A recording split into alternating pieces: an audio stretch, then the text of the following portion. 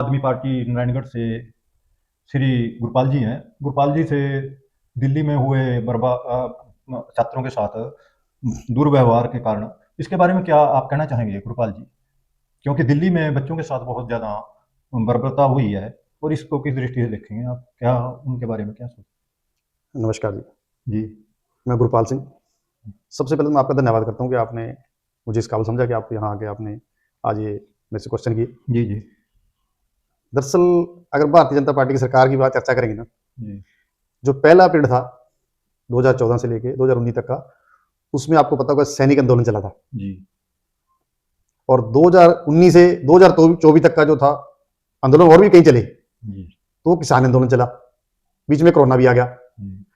किसान आंदोलन भी चला। किसान आंदोलन मेन था। जी, जी। और अब जो 24 से लेके अब जो टर्म चल रही है, जी, इसमें युवाओं का जी, जो आंदोलन चला है, जी, बड़े दुख की बात है वैसे तो, जी, कि हमारे जो नौजवान दिल्ली जंतर मंतर पे बैठे थे शांतिपूर्ण तरीके से, जी, उनके साथ ऐसा व्यवहार किया, इसके लिए घोर निंदा करते हैं। वो कसूरवार कोई भी है, जी, चाहे सरकार है चाहे प्रशासन है, जिन्होंने ऐसा काम किया वो बहुत निंदनीय है, उसकी हम बहुत निंदा करते हैं। लेकिन मेरा जहां तक मेरी सोच है, लोगों का ध्यान भटकाने के लिए सरकार समय समय पर अपना टाइम पूरा करने के लिए ऐसे काम कर रही है।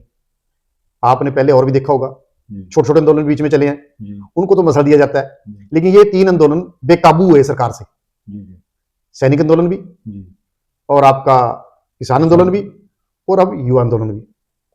और जब युवा शक्ति खड़ी हो जाती है, जी, ये साबित करके दिखा दिया कि कुछ भी झुका सकती है। जी, ये लोकतंत्र है, लोकतंत्र के तरीके से सरकार चलानी चाहिए, जी, डिक्टेटर बन के सरकार ना चलाई जाए। जी, लोगों की जो भावना उनको मद्देनजर रख के सरकार का काम है लोगों की सेवा करना। जी, और जो यूथ है जी, आज समझ चुका है, पहले वाला यूथ नहीं है, लेकिन क्रांति जब भी कभी लेके आया, जी, वो किसी भी युग की बात कर लो, जी, जी, तो यूथ लेके आया। जी, और आज जो एक बहुत बड़ी क्रांति पूरे देश में चल रही है, वो यूथ ने एक साबित कर दिया कि अब हम दोबारा से अगर सरकार के खिलाफ खड़ा होना पड़ा तो खड़ा हो सकते हैं।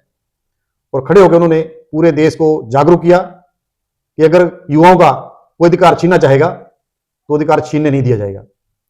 इसके लिए राजनीति से उठकर, जी, राजनीति पार्टी से उठकर हम सबका कर्तव्य बनता है कि उनका साथ दें। और अगर शिक्षा मंत्री का इस्तीफा दिलाया जी, केंद्र सरकार ने, जी, और उसके बाद कहा कि हम इसका सुधार करेंगे, कानून बनाएंगे, कानून बनाने से ज्यादा जरूरत है लोगों का, युवाओं का मन जीतना। अगर पेपर लीक या कोई ऐसे गपड़े ना हो कि उनका हक जिससे छीना जाए, तो मेरे ख्याल युवाओं का मन जीता जा सकता है। जी, जी, रोजगार का इंतजाम किया जाए।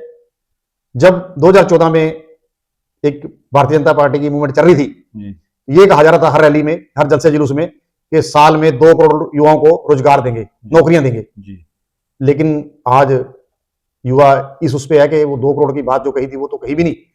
और जो लोग लगे हैं, चाहे वो वीर सैनिकों, इस तरह की जो अलग अलग इनकी स्कीमें हैं, कच्चे कर्मचारी रख के थोड़ी तनख्वाह देके उनसे पूरा काम लेना, ऐसे ऐसे काम करके इन्होंने युवाओं का जो हौसला तोड़ने का प्रयास किया।